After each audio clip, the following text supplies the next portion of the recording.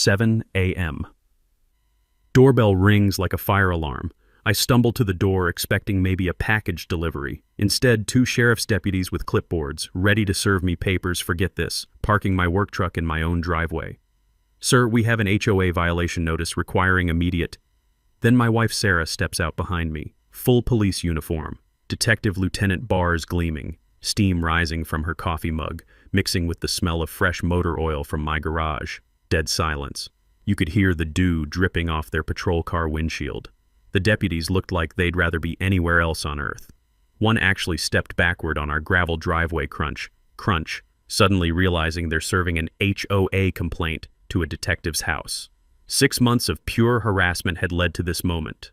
Our HOA president finally pushed too far, and watching two grown men realize they'd been completely outplayed, pure gold. What would you do if your HOA called the cops on a cop? Share your HOA nightmare below. Misery loves company. Where are you watching from? I guarantee your neighborhood has its own wannabe dictator. Let me back up and tell you how I walked straight into this psychopath's crosshairs. My name's Marcus Hartwell, I'm 45, and 6 months ago I was getting financially butchered in the ugliest divorce this side of hell. My ex-wife weaponized our HOA bylaws like a sniper rifle, scheduling emergency meetings during my custody time, filing noise complaints when I started my truck at 7 a.m., even getting me fined for non-conforming holiday decorations. Because my Christmas lights weren't the approved warm white. She got the McMansion, the BMW, and half my life savings. What I got was a masterclass in how petty tyrants use HOA rules to destroy lives, and a blood oath to never live under another association's thumb. So when I started house hunting, I had one non-negotiable rule. No HOA, ever. I'd rather live in a shipping container than let some clipboard-wielding sociopath control my existence.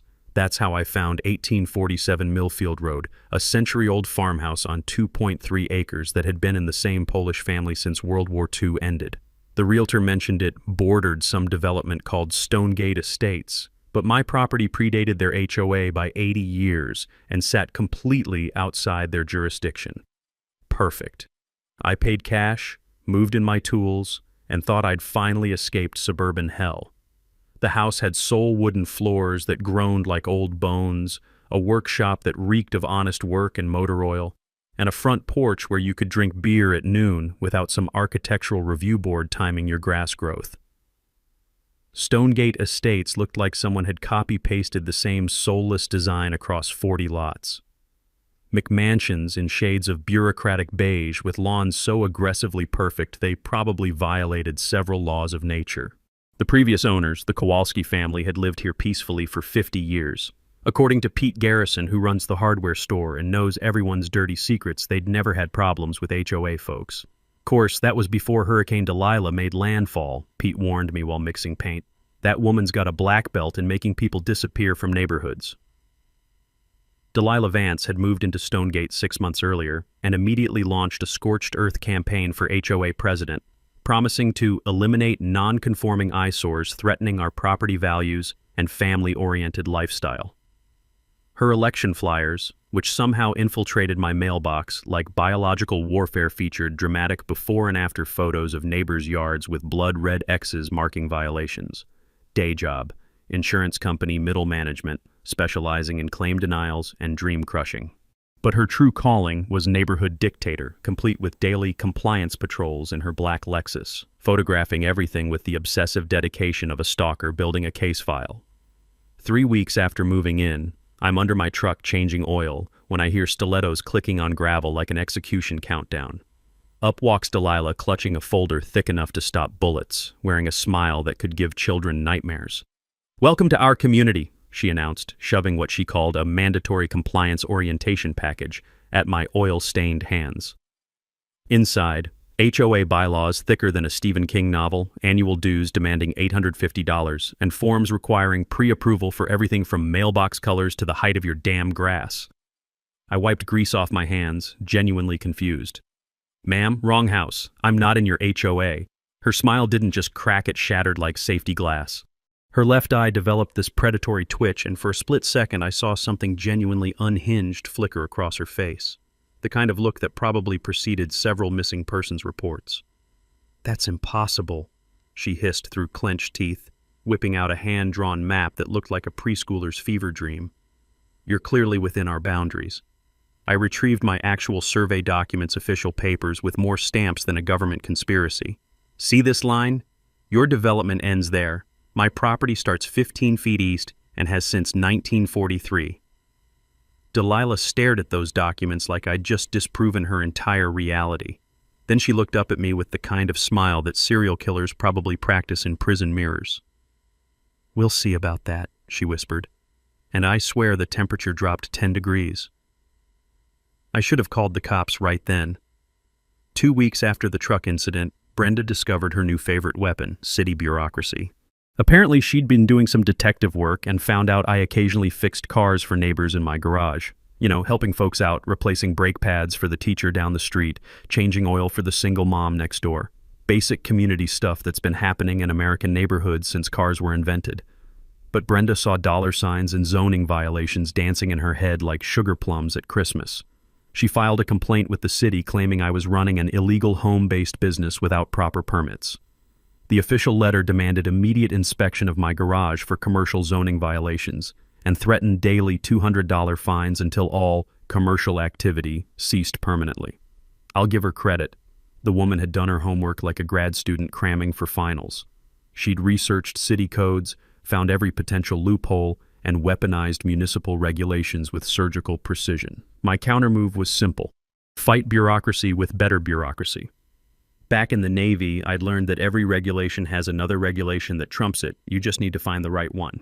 Turns out, vehicle repair for compensation does require a business license, which I'd obtained my first month out of the service. I'd also checked zoning laws before we bought the house. Our neighborhood allows home-based automotive repair as long as you're not running a full-scale dealership. I was completely legitimate and fully licensed. So I did something that probably made Brenda's eye twitch. I invited the city inspector myself, called them up, scheduled an appointment, and passed with flying colors. The inspector, a practical guy named Rodriguez who appreciated quality workmanship, complimented my organization and said my setup was textbook compliant. The familiar smell of motor oil and honest work apparently passed municipal standards just fine. I documented everything with military precision. Photos of the inspection, copies of all permits, timestamps on every interaction. Sarah had drilled this into my head from her fraud cases. When someone's playing dirty, documentation becomes your best weapon. I was learning that HOA battles follow the same rules as criminal investigations, but Brenda wasn't done. She had one more card to play, and it was a doozy. 3 days after my inspection victory, Sarah came home from work looking like someone had slapped her with a fish. She sat down at our kitchen table, still in uniform, and said, "You're not going to believe this." Brenda had filed a complaint about Sarah's police cruiser. Let that sink in. This woman actually claimed Sarah's department-issued patrol car violated the same commercial vehicle rule as my truck. She'd filed an official complaint with the police department about an officer violating community standards and creating an unprofessional atmosphere that makes families uncomfortable. The audacity was breathtaking. It was like complaining that firefighters park their trucks at the fire station. When Sarah told me the details, I felt something cold and sharp settle in my chest. Going after me was one thing. I could handle petty harassment. But targeting my wife's career? That was like poking a sleeping bear with a stick covered in honey and hoping for the best. Sarah handled it with the stone-cold professionalism of an 18-year veteran. She provided department documentation showing full compliance with take-home vehicle policies, explained the legal basis for police vehicle parking, and maintained perfect composure despite being personally attacked for doing her job. But I knew my wife. That night at dinner, the sound of her knife cutting through steak was sharper than usual. "She just made this about my career," Sarah said quietly. That was a serious mistake. The harassment campaign was spreading through the neighborhood like spilled paint on white carpet.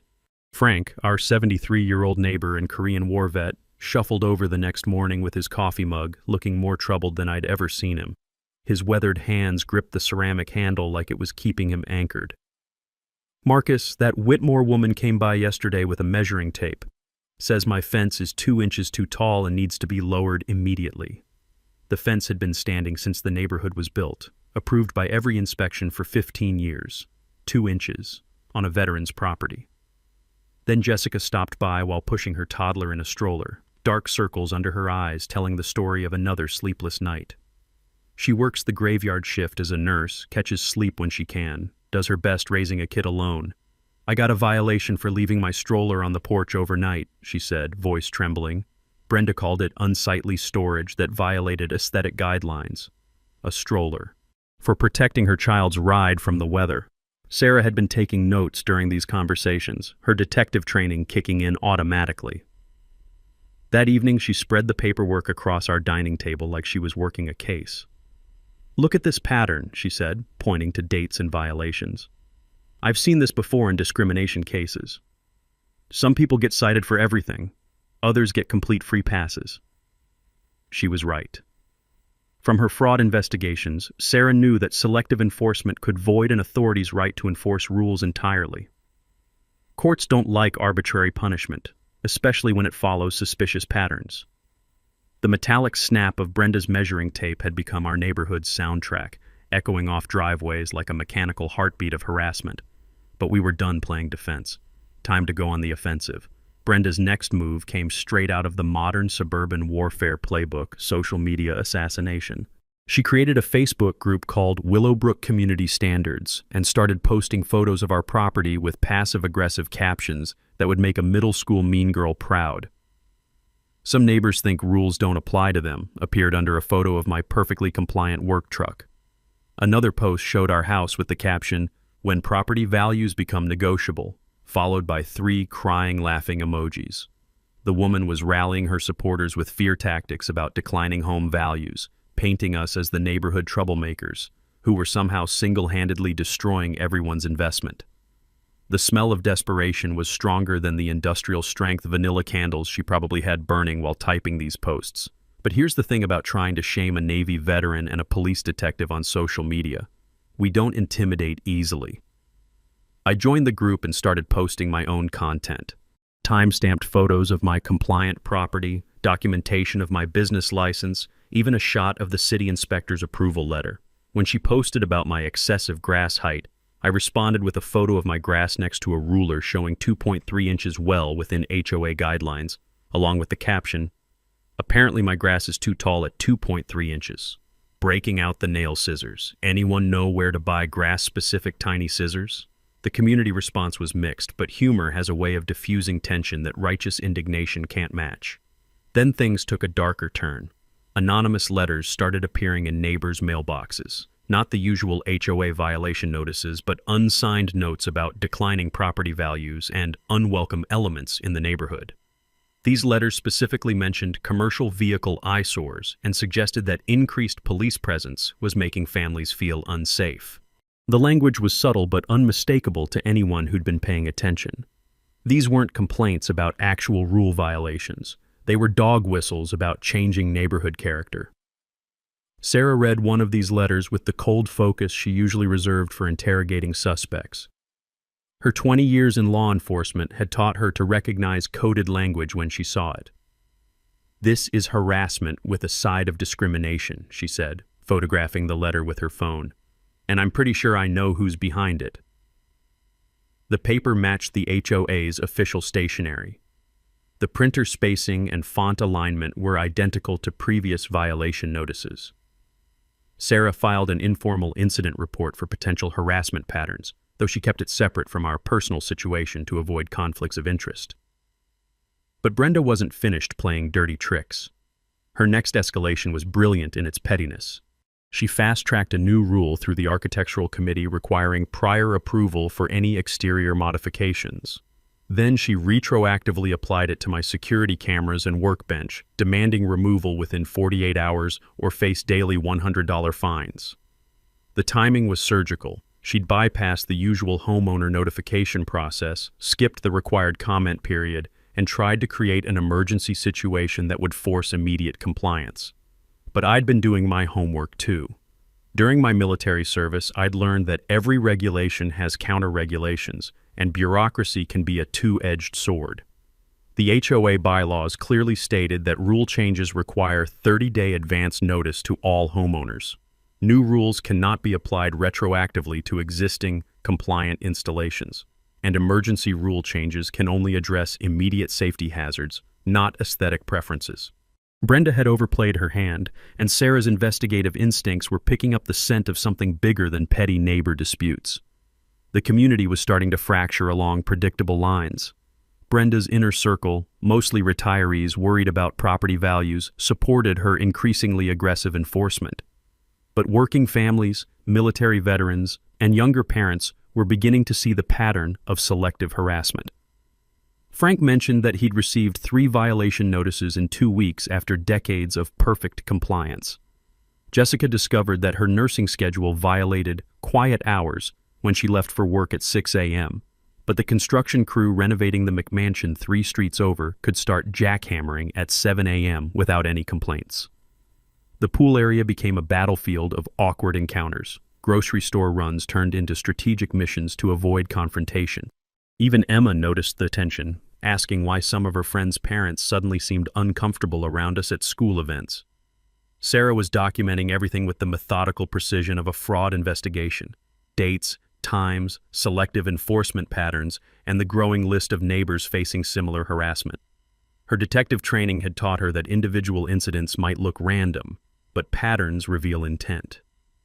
That's when we realized we weren't just dealing with an overzealous HOA president. We were looking at something that smelled an awful lot like systematic discrimination, wrapped in the legal authority of community governance. The measuring tape snaps were getting more frequent, echoing through our neighborhood like a metronome counting down to something bigger.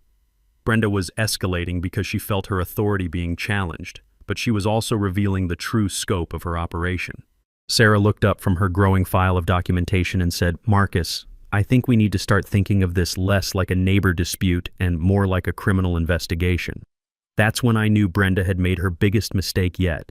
She'd given a fraud detective a case to solve. Brenda's nuclear option came disguised as community safety concerns. She'd discovered a city ordinance about excessive noise during quiet hours and filed multiple noise complaints about my early morning vehicle repairs. Never mind that I'd already moved my start time to 8 a.m. as a goodwill gesture, Brenda had coordinated with her allies to document evidence with phone recordings and decibel measurements. The woman had turned Neighborhood Watch into a surveillance operation that would make the NSA jealous. She wasn't just filing random complaints either. These were strategic strikes designed to hit my business license where it hurt. The city takes noise violations seriously, especially when they involve commercial activities. Too many complaints could mean license revocation, which would shut down my mobile repair business permanently. But here's what 23 years of military problem-solving teaches you. When someone brings a knife to a gunfight, you don't just bring a bigger knife, you bring better intelligence. I installed a professional sound meter in my garage and started logging actual noise levels throughout the day. Turns out my impact wrench at 8:15 a.m. registered 68 decibels, well within city limits and quieter than the garbage trucks that rumbled through at 6:30 a.m. I documented everything: leaf blowers hitting 85 decibels at 7 a.m., construction work reaching 95 decibels by mid-morning, and the landscaping crew's equipment screaming at levels that could wake the dead. My excessive automotive work was actually among the quietest activities in the neighborhood. The smell of fresh-cut grass and 2-stroke engine exhaust filled the air every morning, but apparently only my tools were disturbing the peace. Then Brenda escalated with a move that caught us completely off guard. She hired a surveyor to challenge my driveway boundaries, claiming my work area extended onto common HOA property. The surveyor showed up with official equipment, measuring stakes, and clipboards thick enough to choke a horse. According to Brenda's new theory, my workbench sat 6 inches over an invisible property line, making it an unpermitted encroachment on community space. She demanded immediate cessation of all garage activities pending resolution of this boundary dispute. The timing was perfect. It created a legal gray area that could shut me down while the surveyor's findings were being disputed. Even if I eventually won, the delay could kill customer relationships I'd spent months building. But Sarah's fraud investigation experience had taught her something valuable. When someone suddenly discovers a boundary issue after months of harassment, it's usually manufactured evidence. She pulled our original property deed and the HOA master plan from county records, looking for discrepancies. What she found was interesting. The lot line descriptions in our deed didn't match the survey boundaries Brenda was claiming. There were inconsistencies in the measurements, and the common area designations seemed to have shifted mysteriously since the original development. "Marcus," Sarah said, spreading the documents across our dining table like a detective working a cold case. "Either this surveyor is incompetent or someone's been creative with property descriptions." Meanwhile, Brenda was creating paperwork avalanches designed to overwhelm us into submission. She filed an architectural violation for my unsightly storage, the workbench, a city code enforcement complaint for unpermitted structures, and demanded immediate responses to multiple agency inquiries. The strategy was obvious: create so much bureaucratic chaos that we'd give up rather than fight through the maze of appeals, hearings, and official responses. It was death by 1,000 paper cuts, and it was actually pretty brilliant. But she'd made one critical miscalculation. Sarah had spent 18 years navigating government bureaucracy, and I'd learned military-level organization during 2 decades of service. Paperwork wasn't our weakness, it was our home field advantage. I obtained retroactive building permits for my workbench installation, photographed all property improvements with GPS timestamps, and filed a formal grievance against the HOA board for harassment patterns. Every document was copied, dated, and organized with the precision of a military operation. Sarah helped me understand something crucial from her fraud cases. Property surveys can be challenged when they contradict recorded deeds. Your actual deed and title insurance policy trump HOA boundary claims every single time. We weren't just fighting about 6 inches of concrete, we were exposing potentially fraudulent property descriptions. The neighborhood pressure campaign was intensifying too. Brenda's supporters started parking across from our driveway, having casual conversations with other neighbors about property values, and creating social pressure at community events. The tennis court became a no-go zone, and even Emma's school functions felt like navigating a minefield. But something else was happening. Other neighbors were starting to share their own stories of selective enforcement and suspicious rule changes. The pattern was becoming too obvious to ignore, and people were getting tired of walking on eggshells around Brenda's arbitrary authority. Frank pulled me aside during one of his evening walks, his voice barely above a whisper. "Marcus, I've been keeping track. 15 families have received violations in the past 3 months. 15 families who all happen to be working class, military, or..." He paused, choosing his words carefully. "Let's just say they don't fit Brenda's vision of the perfect neighborhood." That's when I realized we weren't fighting a property dispute or even harassment. We were documenting systematic discrimination, and Sarah's investigative instincts were about to uncover something much bigger than petty HOA tyranny. The sound of measuring tapes was constant now, but so was the sound of neighbors talking to each other, sharing stories, and realizing they weren't alone in this fight. The breakthrough came on a Tuesday night when I couldn't sleep. Sarah was working late on a case. Emma was at her friend's house, and I found myself sitting at the kitchen table with a cup of coffee and a laptop, diving deep into public records like some kind of suburban detective. I'd started simple, just looking up HOA management company contracts to understand where our $400 monthly fees were actually going. What I found made that coffee taste like battery acid. Brenda was receiving $2,400 per month in consulting fees from Prestige Property Management, the company handling our HOA's day-to-day operations. $2,400 every month for a part-time volunteer position in a 200-home community.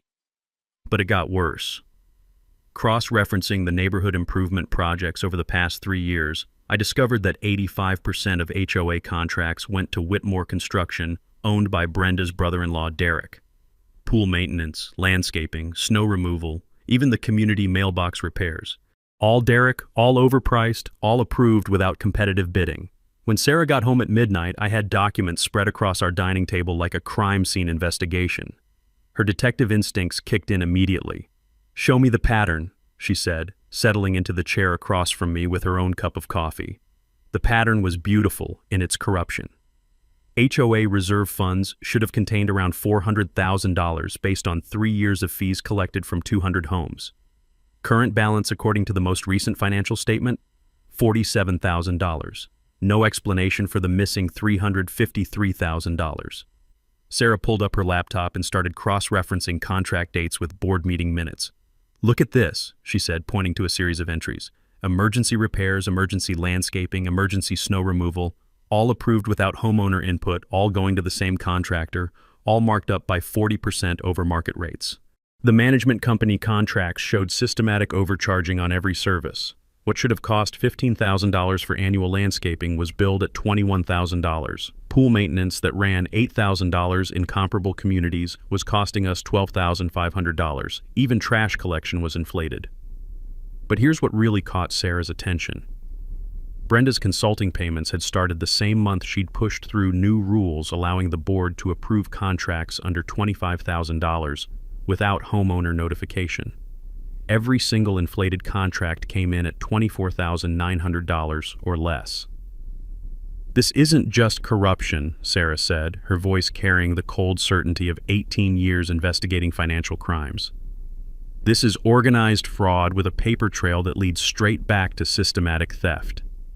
Emma's school project had accidentally stumbled onto part of the evidence. She'd been researching community governance and discovered that HOA boards are required by state law to provide annual financial reports to homeowners. We hadn't received one in 2 years. The last published budget showed $180,000 in administrative costs for our 200-home community. Administrative costs that should have run maybe $30,000 annually were somehow 6 times higher, with no breakdown or explanation provided to homeowners. Sarah was in full detective mode now, pulling bank records and financial statements like she was preparing for a federal prosecution. Marcus, HOA board members have fiduciary duty to homeowners. Personal financial benefit from board decisions violates state nonprofit laws. What Brenda's doing isn't just unethical, it's criminal. The pieces were falling into place. Brenda's harassment campaign wasn't just about enforcing arbitrary rules or maintaining her authority. It was about protecting a financial scheme that had been systematically stealing from every family in our neighborhood for 3 years. Every violation notice, every selective enforcement action, every attempt to silence or intimidate questioning homeowners, it was all designed to maintain her control over a system that was making her and her family rich at our expense. Security footage Sarah had been reviewing showed Brenda accessing the HOA mailbox alone, multiple times, usually when financial statements should have been distributed. Neighbors reported never receiving promised budget reports or meeting notifications about major expenditures. The individual violations were never the real issue, Sarah said, leaning back in her chair as the full scope became clear. She's been running a protection racket disguised as community management. That's when we realized we weren't fighting a neighborhood bully anymore. We were looking at organized financial fraud, and Sarah's experience had taught her exactly how to build a case that would hold up in court. The power dynamic had just shifted completely, and Brenda had no idea what was coming. The next morning, my garage transformed from an auto repair shop into a war room. Sarah cleared her work schedule, I postponed client appointments, and we turned that space into something that looked like a federal investigation headquarters. Charts covered the walls tracking violation patterns, financial irregularities, and legal precedents. The smell of fresh coffee mixed with motor oil and determination. Sarah contributed her professional investigation techniques, carefully maintaining boundaries since this was off-duty work, but her 18 years of fraud cases had taught her exactly how to build an airtight corruption case. "We're not just fighting harassment anymore," she said, tacking up a timeline of Brenda's financial transactions. "We're exposing organized theft." Our first ally came shuffling over with his morning coffee. Frank, our 73-year-old Korean War veteran neighbor, had been keeping meticulous records since Brenda started measuring his fence. Turns out, military training dies hard. Frank had documentation going back 3 years, including HOA meeting minutes that mysteriously disappeared from official records. "I knew something was fishy," Frank said, spreading his papers across my workbench. "Board meetings with no notice, votes taken without quorum, contracts approved in executive session. In the Army, we called this kind of operation command corruption." Jessica, the exhausted single mother who'd been cited for her stroller, brought organizational skills honed by managing night shift nursing schedules. She'd been quietly connecting with other harassed families, building a network of neighbors who'd been suffering in silence. "We're not alone," Jessica announced, producing a list of 23 families facing selective enforcement. Everyone thought they were the only ones being targeted, but when you map it out, she pointed to addresses on a neighborhood diagram. There's a clear pattern of who gets harassed and who gets free passes. Robert, an accountant 3 houses down, volunteered to analyze the financial discrepancies with professional precision. What he discovered made our stomachs turn. The reserve fund should have contained $400,000 based on collected fees. Current balance, $47,000. But the missing money hadn't just vanished. It had been systematically transferred through inflated contracts and phantom administrative costs. "Look at this," Robert said, pointing to spreadsheet columns that told the story of organized theft. "Brenda's brother-in-law has received $286,000 in contracts over 3 years. Market rate for these same services should have been $180,000. That's $106,000 in pure markup split between family members." Maria, a real estate attorney who'd moved in 6 months ago, offered legal guidance that transformed our evidence gathering into a professional-grade investigation. She explained that most states allow homeowner recalls of corrupt HOA board members through petition processes requiring 25% of community signatures, followed by special elections. "But we have stronger options," Maria said, reviewing our documentation with the sharp focus of someone who'd handled white-collar crime cases. "Breach of fiduciary duty, fraud, and violation of state nonprofit laws. Brenda and her accomplices face personal liability that could include criminal charges and civil judgments." The beauty of our coalition was that everyone brought different expertise. Sarah taught us proper evidence collection techniques, emphasizing chain of custody and documentation standards that would hold up in court. I contributed military-style organizational systems for managing massive amounts of information. Robert provided forensic accounting skills that revealed the scope of financial manipulation. Meanwhile, Maria was building our legal strategy with surgical precision. She'd researched recent court cases where HOA board members faced personal liability for financial misconduct. The precedents were encouraging. Corrupt board members could lose personal assets, not just their positions, when they violated their fiduciary duties. "Here's what most people don't understand," Maria explained during one of our evening strategy sessions. HOA board corruption isn't just civil matters. When board members receive kickbacks and steer contracts to family members, they're committing fraud that can trigger criminal prosecution. Our technology integration came courtesy of Emma, who'd turned her school project into genuine community research. She created spreadsheets tracking neighbor violations versus enforcement patterns, geographic mapping that revealed demographic targeting, and timeline analysis showing how Brenda's harassment escalated whenever someone questioned financial decisions. The evidence was overwhelming. Pool maintenance contracts inflated by 40%. Landscaping services marked up 35%. Snow removal billed at twice market rate. Management company fees that were 200% higher than comparable communities. And sitting at the center of this web, Brenda's monthly consulting payments that had no basis in actual work performed. Sarah connected with a prosecutor friend during a casual lunch, asking general questions about HOA fraud cases without mentioning our specific situation. The advice was encouraging. Financial crimes involving homeowner associations were taken seriously by state attorney general offices, especially when they involved systematic theft and discriminatory enforcement. We were planning our public revelation for the annual homeowners meeting, which was mandatory attendance and traditionally held in the community center. Robert had prepared a comprehensive financial presentation that would expose 3 years of theft in language everyone could understand. Maria had drafted formal complaints ready for filing with the state attorney general's office. Sarah had organized all evidence according to criminal investigation standards. But we also prepared for Brenda's inevitable counterattacks. We anticipated denial, victim blaming, legal threats, and attempts to claim harassment against us. Our contingency planning included documentation protocols to prevent false accusations and media contacts who'd already expressed interest in HOA corruption stories. The smell of justice was starting to overpower the vanilla candle smoke that had dominated our neighborhood for too long. Brenda's desperation became obvious when she started playing truly dirty. The first sign was my work truck, both rear tires slashed overnight in our driveway. Clean cuts, not random vandalism, done with surgical precision by someone who knew exactly what they were doing. The timing was surgical too. Our security cameras had mysteriously malfunctioned during the exact 2-hour window when the sabotage occurred. The main camera's power cable had been disconnected, and the backup system showed nothing but static.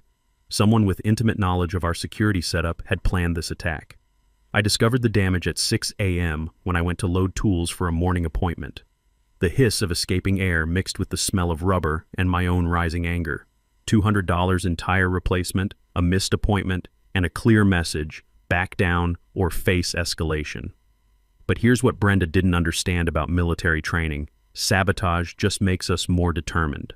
I installed a backup security system with cellular connectivity and cloud storage that same day. Hidden cameras, motion sensors, and battery backup systems that couldn't be disabled from outside. If someone wanted to play surveillance games, I'd make sure we had the better equipment. Brenda's smear campaign kicked into overdrive with professional quality flyers appearing on windshields throughout the neighborhood. Not homemade printouts, but glossy materials with sophisticated graphics warning about protect our property values and neighborhood safety concerns. The messaging was carefully crafted to sound reasonable while spreading fear. Claims that harassment and intimidation tactics were being used against board members. Suggestions that increased police presence was making families uncomfortable. Warnings about outside agitators threatening community stability. Anonymous 911 calls started flooding in, reporting suspicious activity at our address. 3 times in 1 week, patrol cars showed up responding to reports of unusual noise, possible break-ins, and domestic disturbances. Each time, the responding officers found nothing but apologized for the obvious harassment. Sarah's colleagues were getting tired of the false reports, and their patrol supervisor was starting to document a pattern of abuse. What Brenda thought was intimidation was actually creating an official record of her escalating harassment campaign. The poison pen letters became more aggressive, with unsigned notes warning neighbors about retaliation by police families and threatening legal action against anyone supporting our harassment campaign. These letters suggested property values were declining due to ongoing conflict and hinted that families should pressure us to move for everyone's benefit. But Brenda's masterpiece came when she filed a false police report claiming I'd threatened her during a confrontation at the community mailbox. According to her statement, I'd made intimidating comments about her getting what she deserved and mentioned Sarah's police connections in a threatening manner. The irony was beautiful. She'd filed a harassment complaint against a detective's husband with the detective's own department. Sarah had to recuse herself from any official involvement due to conflict of interest, but the investigating officers knew quality evidence when they saw it. My security footage told a different story. The confrontation she described never happened. The timestamp showed I'd collected mail at 3:17 p.m. while she was clearly visible in her driveway at 3:45 p.m., nearly 30 minutes later. The GPS data from my phone confirmed I'd been at a client's house during her alleged incident time. When confronted with video evidence that contradicted her sworn statement, Brenda's story shifted faster than a politician during election season. Suddenly it was a misunderstanding about timing, then a confusion about which day the incident occurred. But filing false police reports is a crime in all 50 states, and Sarah's colleagues weren't amused by obvious attempts to manipulate law enforcement for personal vendettas. The investigating sergeant suggested that making false statements could result in criminal charges, which seemed to cool Brenda's enthusiasm for involving police in HOA disputes. The financial pressure campaign escalated too. HOA attorneys sent demand letters for accumulated violation fines now totaling $3,200, threatening foreclosure proceedings for unpaid penalties. The legal letterhead was designed to intimidate, but Maria's review revealed numerous procedural violations in how the fines had been assessed. Emergency rules implemented without proper notice, retroactive penalties for previously compliant installations, and selective enforcement that violated due process requirements. The HOA's own attorney had created a liability nightmare by rubber-stamping Brenda's illegal enforcement actions. Other questioning homeowners received similar demand letters, creating artificial urgency to force settlements before our planned annual meeting presentation. Frank got hit with $1,800 in accumulated fines. Jessica faced $950 for various violations of rules that seemed to change weekly. The strategy was obvious: bankrupt resistance through legal costs and financial pressure. But it was also creating a growing coalition of neighbors who realized they were all being systematically robbed and harassed by the same corrupt system. The community fractures were deepening, but not the way Brenda expected. Some neighbors distanced themselves to avoid conflict, but others rallied closer after witnessing obvious abuse of authority. School events became uncomfortable as parents chose sides, but working families and younger parents increasingly supported accountability over arbitrary power. Sarah maintained perfect professional composure despite personal frustration. but I could see the cold determination in her eyes that usually appeared when she was closing in on a major fraud case. Every harassment incident was documented with law enforcement precision, building an evidence file that looked more like a federal investigation than a neighborhood dispute. Brenda was escalating because she felt cornered, but she was also revealing the full extent of her corruption and creating evidence that would destroy her completely. Brenda's nuclear option arrived on that Tuesday morning I mentioned at the beginning, the moment she finally overplayed her hand by calling actual police to our door. But let me tell you what led up to that frozen moment when two deputies realized they'd been played. The week before, Brenda had orchestrated her masterpiece of manipulation. She'd compiled a thick folder of evidence documenting my illegal business operations and harassment of board members. Photos of my work truck, recordings of normal automotive repair sounds, and a timeline of what she called escalating aggressive behavior. The folder looked professional, organized, and completely damning if you didn't know the real story. She'd spent weeks preparing this presentation, timing it for maximum impact when she could claim to fear for her safety and the community's well-being. Her complaint to the sheriff's department painted me as a dangerous individual running illegal operations and intimidating neighbors who tried to enforce community standards. She claimed Sarah was using her police position to protect criminal activity and threaten law enforcement action against HOA board members. The sheer balls of this woman accusing a decorated detective of corruption while running her own theft operation. But here's what Brenda didn't anticipate. The responding deputies were professionals who knew Sarah from department interactions. When they arrived expecting to serve papers on some neighborhood troublemaker, they found themselves face to face with Detective Lieutenant Sarah Chen, whose reputation for integrity was legendary throughout the department. That frozen moment when Sarah stepped out in full uniform, steam rising from her coffee mug in the crisp morning air, was beautiful in its devastating simplicity. You could hear the morning dew dripping off their patrol car windshield as both deputies realized they'd been sent on a fool's errand by someone who'd seriously misjudged the situation.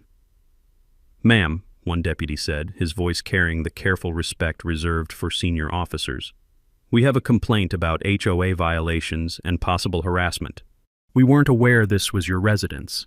Sarah handled it with the stone-cold professionalism that had earned her 18 years of department commendations. She invited them inside for coffee, reviewed their paperwork with the practiced eye of someone who'd seen every scam and manipulation tactic in the book, and calmly explained the jurisdiction differences between HOA rules and actual city ordinances. "Gentlemen," Sarah said, spreading my business licenses across our kitchen table, "HOA violations are civil matters requiring civil court proceedings. You can't arrest someone for parking their legally licensed work vehicle in their own driveway or for having grass that's allegedly too tall."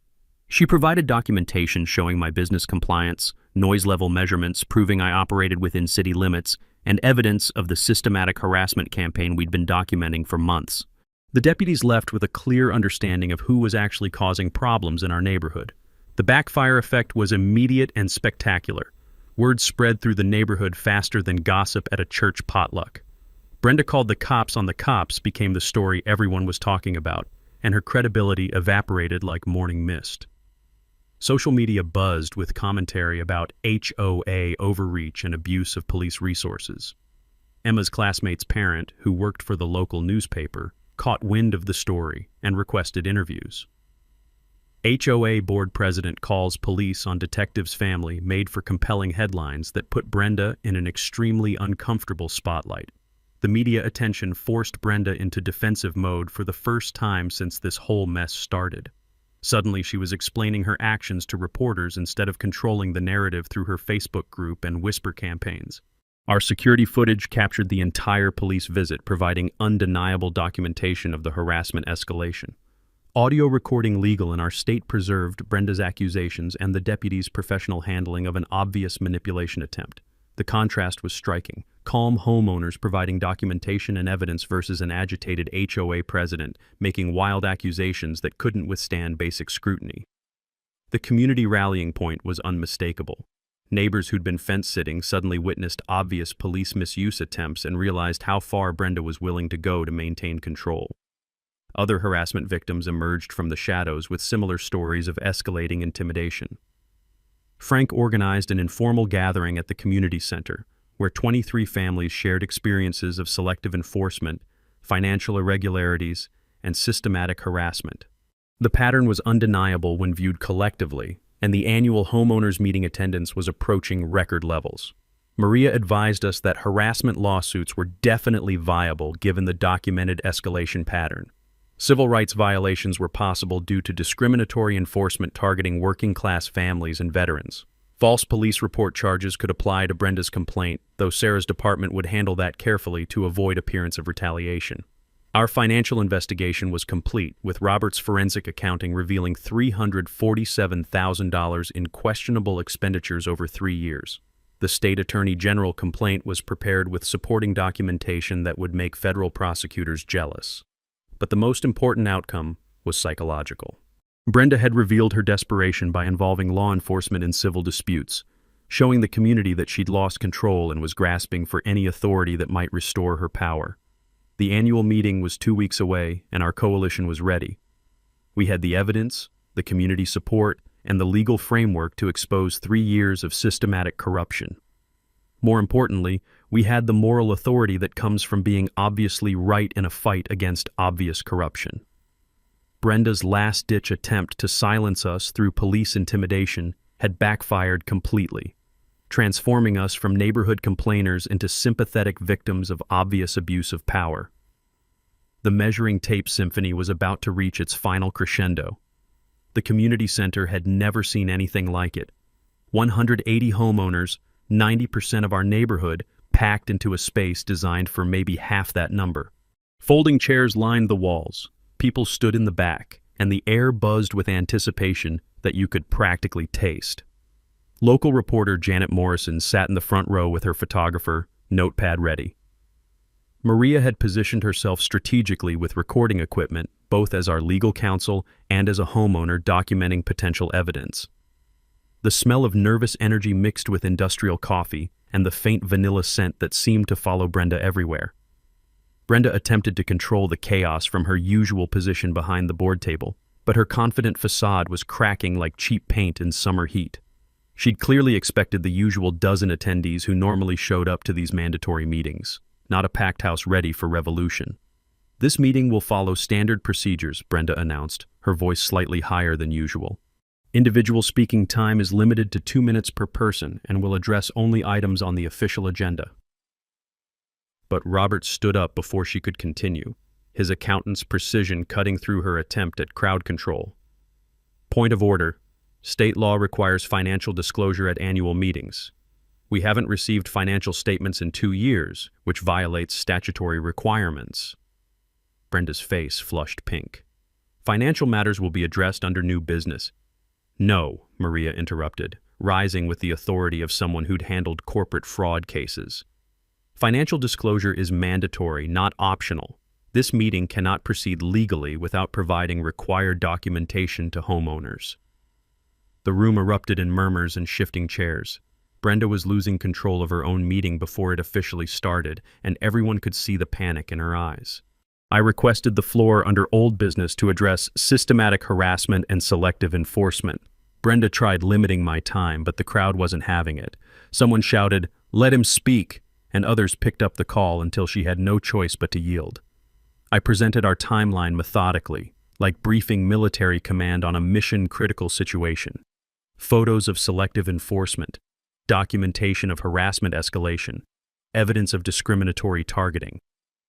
The room stayed dead silent except for the occasional gasp when neighbors realized the scope of what we'd uncovered. "This isn't about individual violations," I concluded, making eye contact with faces throughout the crowd. "This is about abuse of power, systematic theft, and corruption that's been stealing from every family in this room."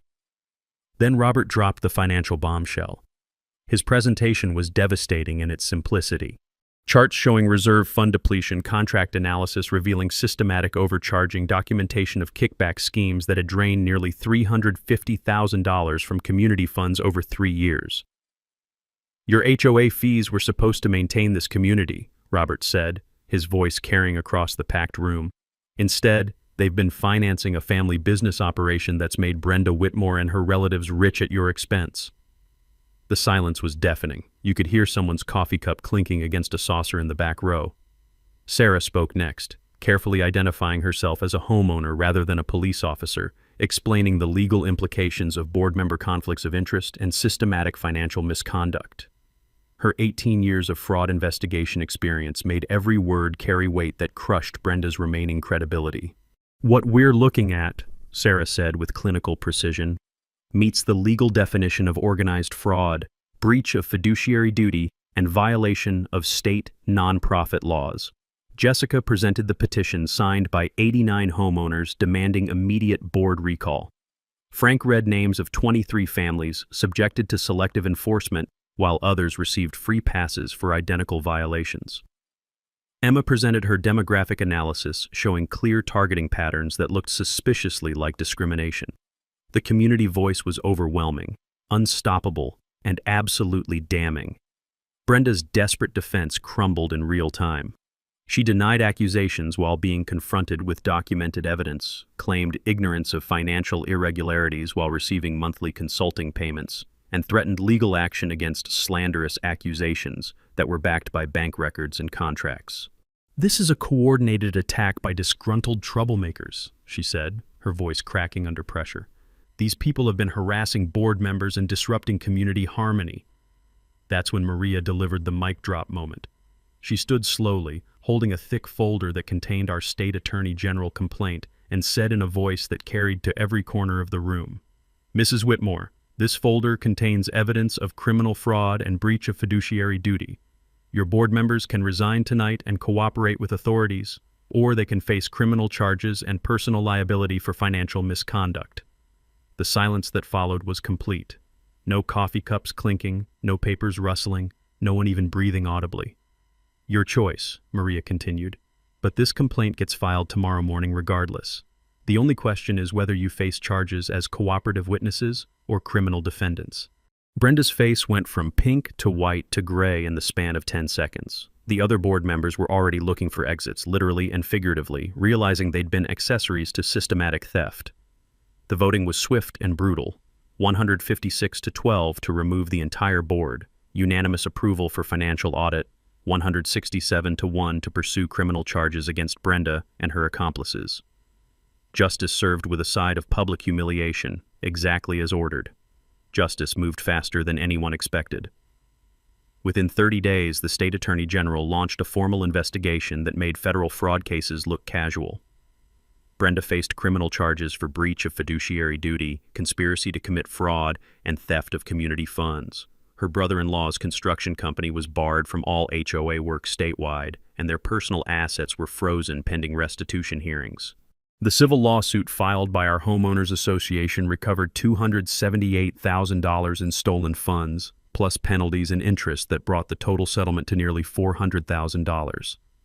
Prestige Property Management terminated their contract rather than face prosecution, and we hired a local firm that charged half their rates while providing twice the transparency. Our new board elected in a special election that saw record turnout, eliminated all selective enforcement policies, and implemented monthly financial reports published online with full transparency. Community advisory committees were established for major decisions, and no single person could approve contracts over $5,000 without homeowner notification.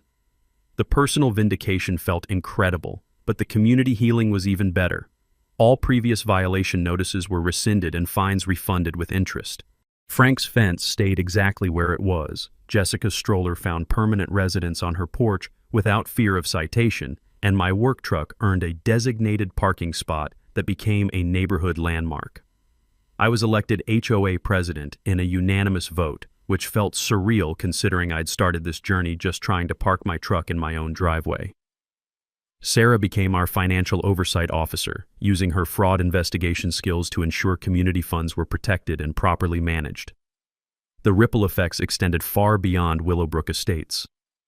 Our story was picked up by regional news outlets and HOA reform organizations, inspiring other communities to examine their own financial management. State legislation was proposed to strengthen HOA oversight requirements and protect homeowners from board corruption. Other communities reached out for advice on similar situations, and Sarah developed an informal expertise in HOA fraud investigation that led to speaking engagements at state conferences.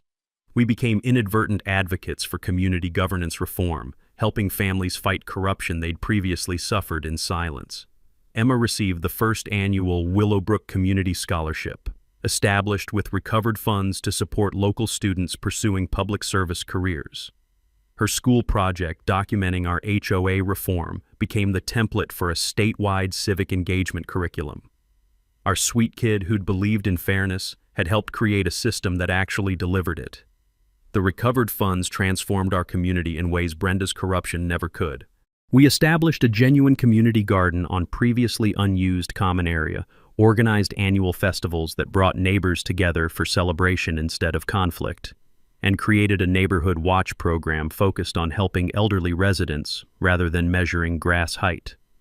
Property values actually increased once word spread about our transparent governance and community spirit. Turns out buyers prefer neighborhoods where democracy works over places where petty dictators measure fence heights with rulers and stopwatches. The biggest change was emotional. Walking through our neighborhood no longer felt like navigating a minefield of arbitrary rules and potential violations. Kids rode bikes without fear of citations. Families hosted gatherings without measuring noise levels, and the community pool became a place for relaxation instead of social warfare.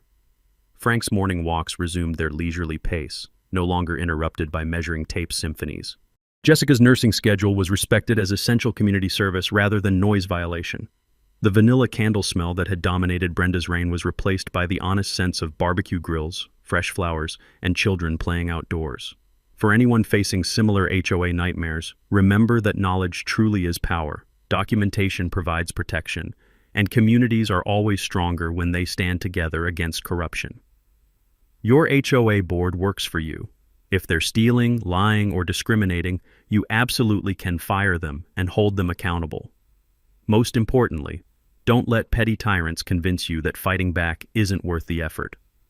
Sometimes standing up for what's right transforms entire communities and creates lasting positive change that benefits everyone. Drop your HOA horror story in the comments below. You're definitely not alone in this fight. And sharing experiences helps others realize they have options beyond suffering in silence. And don't forget to subscribe for more justice-served stories where good people refuse to back down and the bad guys get exactly what they deserve. Hit that notification bell so you never miss the moment when ordinary folks prove that corruption can't survive when communities decide to fight back together. The sound of children laughing in our newly established playground, built with recovered funds where Brenda once measured grass with rulers, remains the sweetest victory music I've ever heard. Sometimes the best revenge really is living well and building something better from the ashes of someone else's corruption.